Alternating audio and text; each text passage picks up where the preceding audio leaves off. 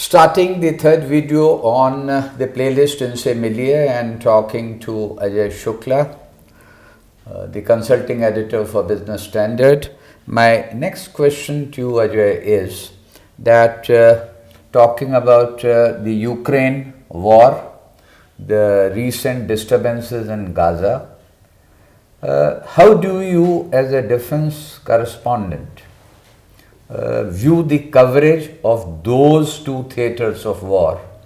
Do you think that that is the ideal, that is how it should be done, or on your own you have certain sort of dissatisfaction, if I may say, or you find that something has been missed out even in the coverage of those two theaters? Yes, I absolutely believe that a lot has been left out and misinterpreted, directly misinterpreted. Would you like to elaborate? Especially in the conflict areas that feature the Russian version directly against the Ukrainian version. Now, Europe has always been presented as a very divided playground for these things. And as always, like in the Balkans, in the Serbia-Bosnia war and the Serbia-Croatia war, there are two distinct versions of the story that are playing out. In the case of the Russia-Ukraine conflict, the fact is that the countries that were sort of taken over by Russia at the end of the Cold War, and the Russian influence extended over them, which includes Eastern Europe as well as the so-called STANs, Uzbekistan, Kyrgyzstan, and so on.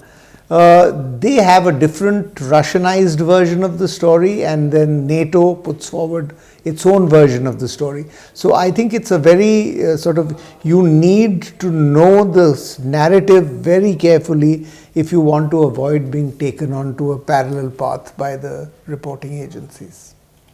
Now, but supposing if you were reporting and you spoke about the narrative, say particular bombing or the strike over power generation unit, or the casualties that took place in a supermarket or in a residential area. Now, obviously, to get the two differing perspectives there is perhaps not attainable. No, it is very attainable, and okay. I'll tell you how. The basic background story, which features a complete historical animosity between Russia and these Eastern European republics, has to be presented as part of the story, and the story seen in this conflict. For example, Ukraine itself, I'll give you the most clear example in this story. Ukraine itself was initially a part of the Warsaw Pact, which was the Russian republics that were sort of seen as counterpoised against the NATO forces. Now, Ukraine was eyed by the NATO forces as a very useful and important ally. And the sort of Russians on their side saw this move by NATO to get Ukraine on their side as a direct blow to its Warsaw Pact and its Soviet and Russian sort of interests. So Russia took an undertaking from NATO that they would not make a move on Ukraine to get it into the NATO fold, and this was eventually violated by the NATO forces. They offered they offered Ukraine NATO membership. They wanted to take it as a member of the Eastern European Union. And all of this was complete anathema to Russia. But the story that we read in the Western media is of a Russian monster almost that is trying to take over these countries.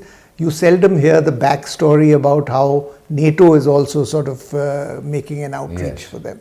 I think it would make sense to keep the background and the genesis of the problem in mind while evaluating it.